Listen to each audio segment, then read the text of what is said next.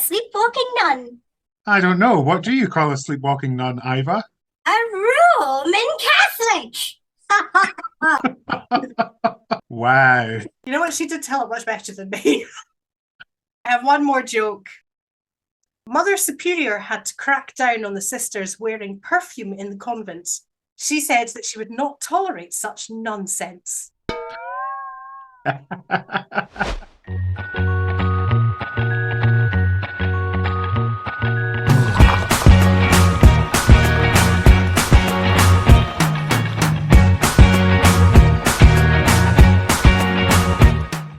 Hello, I'm Sister Alaska Lot.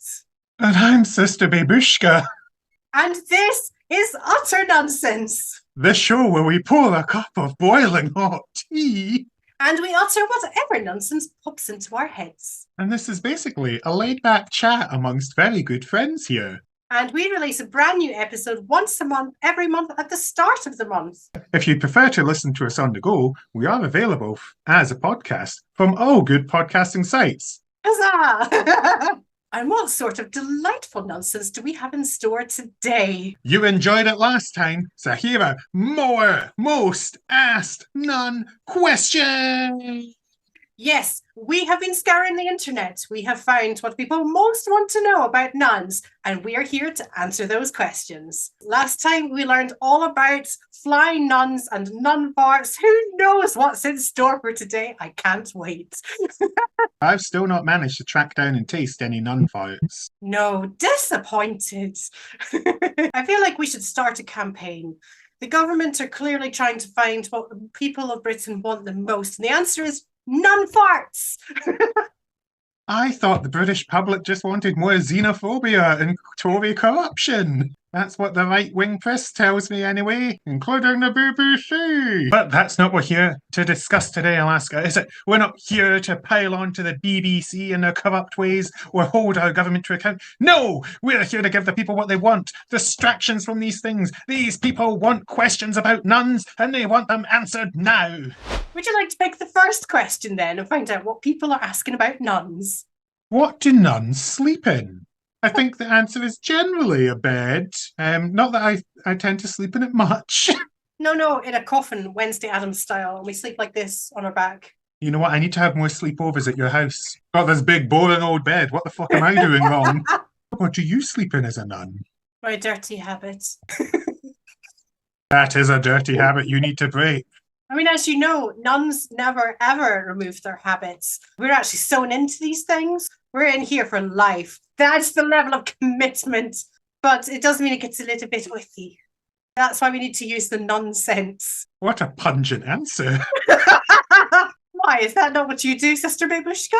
I sometimes do remove my boobs before I sleep. When you're doing sports, you're running, you could change into your smaller ones. Or like if you're going for a fancy night out, you can wear a low-cut dress, you can maybe put on the fancy ones. The world would be revolutionised. Is this about what they wear when they take off their habit?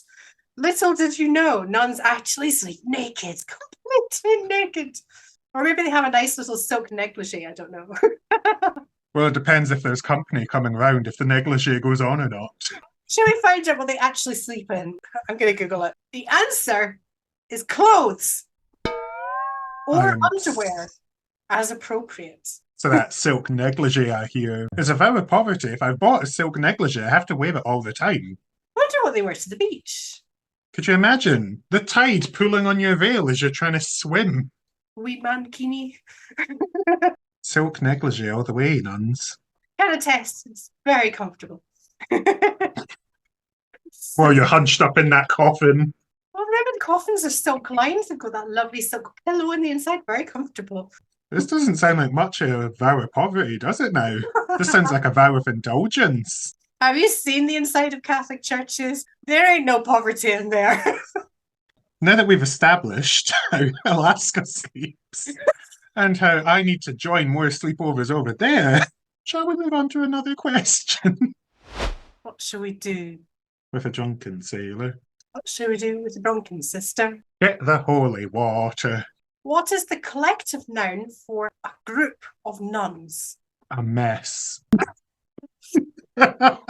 All the glitter everywhere. Tell you what, if I don't go into somebody's house and spill glitter all around a dining room table, have I even visited? What do you call a collection of bankers? It's a bunch of bankers. Would it be a gaggle of nuns, I'd call them? A gaggle seems like a gaggle of geese more than nuns. I feel like gaggle somehow works quite well.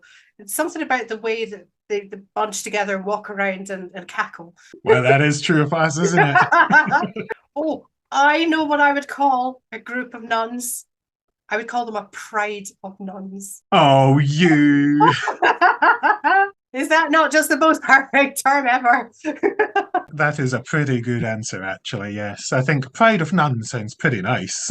Should we find out what the real term is? So, according to the dictionary, a group of nuns is known as a super fluty. Did you say super fruity? Super fluty, but close. It is sometimes used to refer to an excessive amount of something. Superfluity does mean unnecessarily or excessively large amount of something. Unnecessary! So it means they just never thought it was worth having that many nuns. How many nuns do you need to show up at any one time? The more the better. I would like to petition for a change. I think that we should be a pride of nuns. I think that's a much better answer. Especially if this one's no longer in popular use. I can't believe the nuns haven't protested this before. We demand a change. We want a pride of nuns. And nun farts. Just give us those nun farts right in our mouth. We should probably just say, for anyone who hasn't watched the previous episode, nun farts are a food. Go watch the previous episode, you'll find out all about them. I'm just laughing at the questions as you read them. Yes. Yes, I am. I need to know what's the question that's coming up now. Are nuns allowed in public? No. They lock us up in the convent until we go mad and start meowing. I'd like to think we're allowed out in public, Alaska. I'm sure we've been out in public, whether or not we were breaking the rules. I feel like almost the point of our existence is to go out into the world and interact with the peoples. Like, that is what we're here for. We're here to serve the community, and the community is out there. If we don't go to the community, then what's the point? Yes, of course we're allowed out into public. In fact, we demand to be let out. No longer will nuns be kept away from the public. I mean, I think when you look at other nuns from different religious sects, I'm sure that there will be some that are more kind of cloistered away and their focus is turned more towards devoting their life to God rather than necessarily serving the community. So I suspect that it'll be different across lots of different types of nuns. But we are certainly there to be out in the community. Yes, I think definitely our history does demand us to be out in the public, out there fighting the good fight to make sure the rest of our community is safe, but also making sure we're spreading as much joy as possible. Questions? Next question. Are nuns allowed to reproduce? That's a very intimate question. I would have to say, yeah, they can do it if they want to. I mean, how do you get more nuns? Kidnap children in the night. That's the secret to eternal youth, sister. Oops. Now, the secret to growing more of your own nuns, should you wish to try it at home, is that you get your nun and you make sure to get her wet after midnight. And then she will sprout more nuns. And this coming back to why the nun has to sleep naked at night in the coffin downstairs. I mean, you might end up with nuns, you might end up with gremlins, you kind of take your chances, but either way, it's fun for all the family. As we've touched on, there will be some nuns that take their vows of celibacy, and so they will not reproduce. And there will be others that will take their vows of indulgence and may choose to reproduce. It's all about that nun's chosen path. I think for us, we adopt new baby nuns. In the middle of the night. In the middle of the night. And so, should you ever think that this might be the path for you, you're welcome to get in touch and we can show you where your nearest nuns are and you can get in touch with them and find out more. You should totally join the Nunsense team. Team Nunsense for the win. I'm going to say these nuns are quite fun. I mean, I highly recommend it.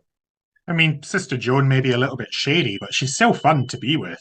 She is the most fun. I suppose for all nuns, actually, reproduction is mostly about new recruits, isn't it? It's just about people who feel the calling and ask, how do I get more involved?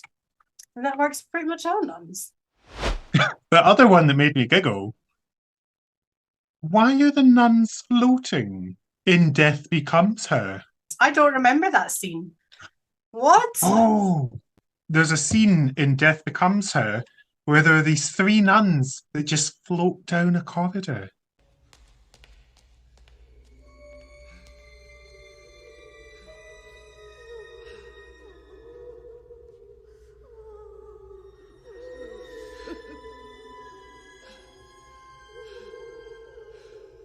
They're there to view and identify the priest's body.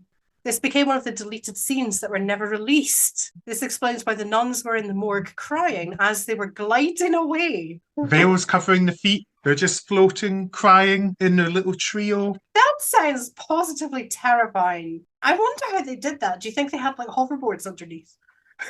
I'd like to think they actually had them on roller skates, and that's why the dresses would be so long. And somebody just pushed them at the end of the hall. They pushed them.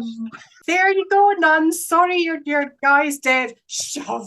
Oh, it's a gentle push so they can glide. It's not like they're zooming past. There goes the nuns. Ah, that's Sister Ina Rush. Why are they floating? Now, I don't know, but this is my personal read, is that because obviously Death Becomes Her is about women chasing after immortality, obviously the whole film is about a magical elixir where you're then not dying. So I thought it was maybe a subtle nod to the fact of going into that liminal space. But really, it also just looked quite cool. And that's really the only reason to do anything in film. I don't know if there's an actual reason. I feel like that's the reason a lot of stuff ends up in films. Have you ever noticed in Jurassic Park when you've got the little dinosaurs that are going through the building chasing the kids?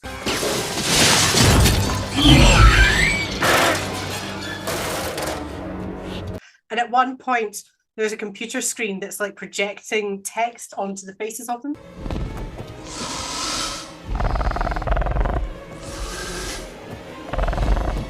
There's no reason for that. The computer screen wouldn't project the text onto their faces. It just looks good. What else do you need to do in life unless it's just it looks good? There's no other reason needed. Did Vikings hurt nuns? That is one of those interesting questions you don't usually think about. Vikings have a reputation for pillaging. Stabby, stab, stab. So would they just attack everyone? Or did they have some people that they would like avoid hurting? They're like, oh no, that's a step too far. Potentially. But also if the Vikings with a completely different belief system, they might not recognise monasteries as anything special. Could just be that, those English women are all wearing the same dress. There must be a sale on at J.C. Penney. There's too many of them anyway. They're superfluous. They got their nun wet after midnight and she's reproduced. I suppose back then you didn't have any sort of international agreements on what was considered a war crime, for example, with all the pillaging and other things that might have happened to women during an invasion. Whenever a Viking party would sail over, they would sing like lots of drunken songs about the upcoming raids and all the plundering and pillaging. But during these songs, their captain would interrupt and say, but remember, not the nuns. If they saw Viking ships on the horizon, they would ring the alarm and all the villagers would run inside. The nuns would run outside and form a protective barrier because they wouldn't go and hurt the nuns in order to get past them to get to the villagers. Very crafty. And if they didn't have enough nuns, they would just dress up some of the villagers in nun garb and shove them out there with the nuns. We'll be messing with none of them. I think what I find most interesting is that tactic of nuns forming a protective barrier is something that we actually do ourselves. As drag nuns, we have been known to form protective barriers at places like protests, pride marches. If there's an outside influence that's potentially going to hurt the community, we can perform that physical barrier that people don't break through. Being that barrier between the onslaught of whatever it is that the community is facing and those that need protection. There you go. If you're ever faced with some angry Vikings, just shove a nun in front of you, you'll be fine. Shall we have another question? Yes, sister, please. What is our next question? Are drag nuns legal? No. Actually, that's the real answer. Have you seen what they're doing in America? Outlawing drag in different states. And there's a whole bunch of other states that are looking to bring in similar laws. So it's not like it's just one or two. I've spent the past few weeks genuinely confused about what is drag. I hate to say this, but as RuPaul says, we're all born naked and everything else is drag. You did not just quote RuPaul on this show, the episode after we shaded RuPaul. Like, Ru might get some things wrong, but not everything, because people are multifaceted. You just quoted Ru. That's hilarious. But yes, totally with you on the entire confusion around what the fuck? Excessive ban on the false flag of, oh, safety for children, because that's always the excuse we use. Is it just wearing clothes of a different gender, or is that still okay? How far does the makeup have to go before it becomes drag? Is face painting okay? What about clowns? What if it's just a woman in trousers? What if it's a priest in a dress? Drag is generally just referred to as exaggerated masculinity, femininity, or other forms of gender expression, but people do that all the time just with the general makeup, where they will emphasize whatever aspects they want. It feels like an awfully big fuss because sometimes people like to play dress up.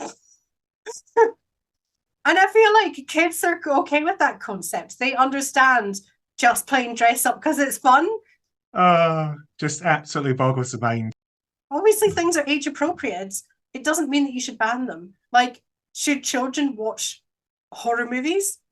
No, not age appropriate. Should we ban horror movies? Also, no. Just don't show them to the children.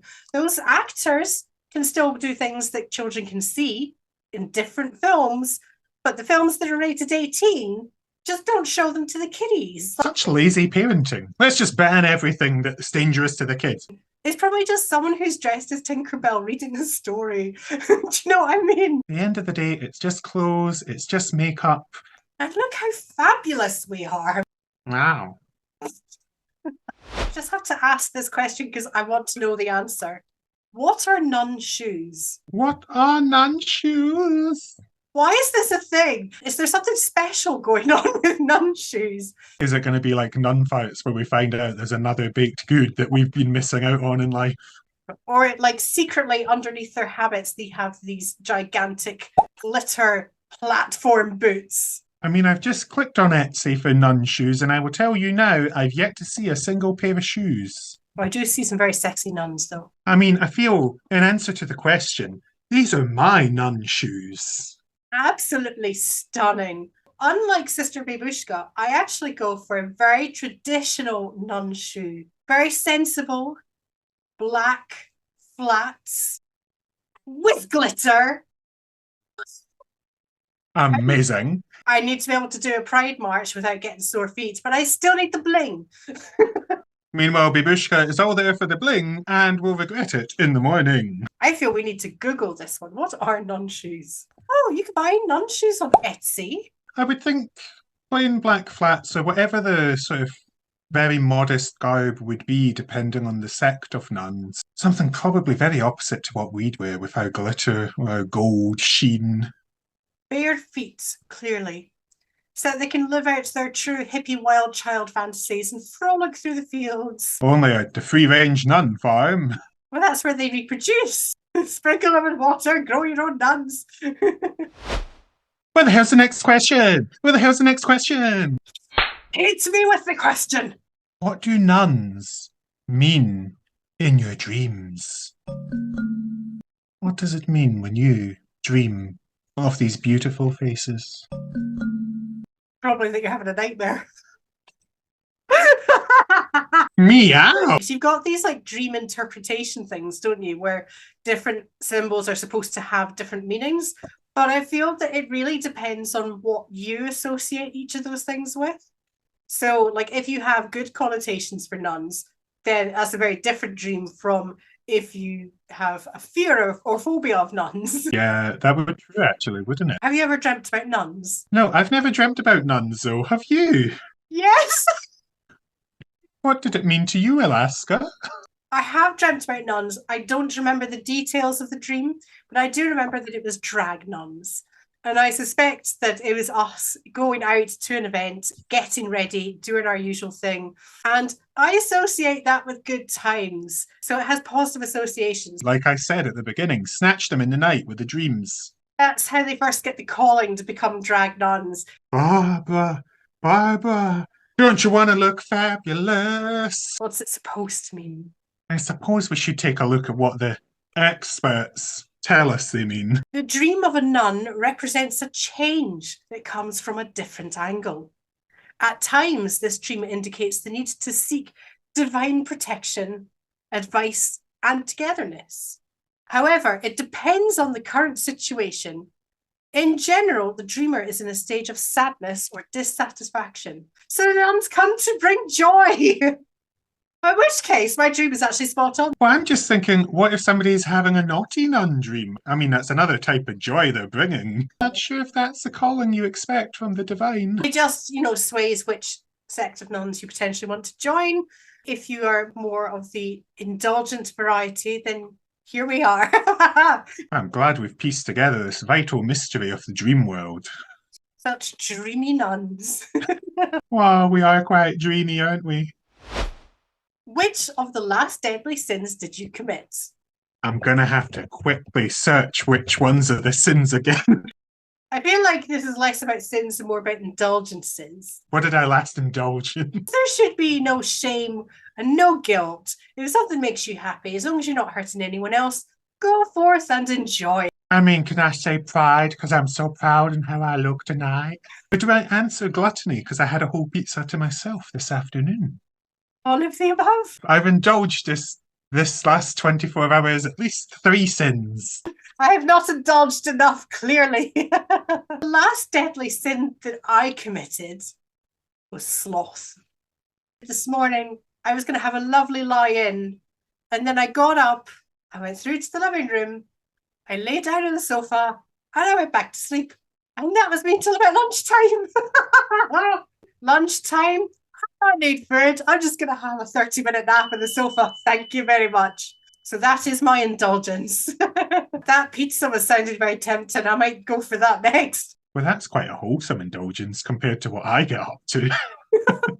Having a whole pizza to myself, bloody being wrathful to people, being prideful. I'm sinning for the both of us. I, of course, am never prideful. You're looking in that little Zoom box right now, aren't you? Look at those colours. Look at that contour. So modest. I refuse to believe that that's a sin. It's worship of God's creation is what it is. It looks so damn good. If anything's a sin, it's being that too goddamn fabulous looking. That's what's the sin. Well, that was a very joy-filled episode, I think, with some unique answers. Ones where I'm going to question how often you wash your habit, Alaska, but, I might actually wash it after this manifest. Now, if you're sewn into that, I do want to know how you're going to wash it without putting yourself in the machine as well. Oh, we don't go in the machine. We just go in the shower and we get it all nice and soapy. Soap the boobs. I do feel that although we've answered many questions, we have left one question unanswered. And what is that, Sister Alaska? What are we doing next episode? Well, you're in for a treat if you come back next time, because we are going to do another makeup tutorial. But not just any makeup tutorial. That's right, we are going to commit yet another deadly sin, which is, of course, being prideful and having beautiful makeup inspired by the one and only Sister Kombucha. If you have, in fact, enjoyed today's episode, do remember to give it a like. You can also follow us on all our social medias, which will be down below in the description. I think there's only one thing left to say, Alaska. We did the thing! We did the thing! Did the thing! Did the We thing! did the thing! Did the thing! We did the thing! We did the We thing! did the thing! We did the thing! We did the thing!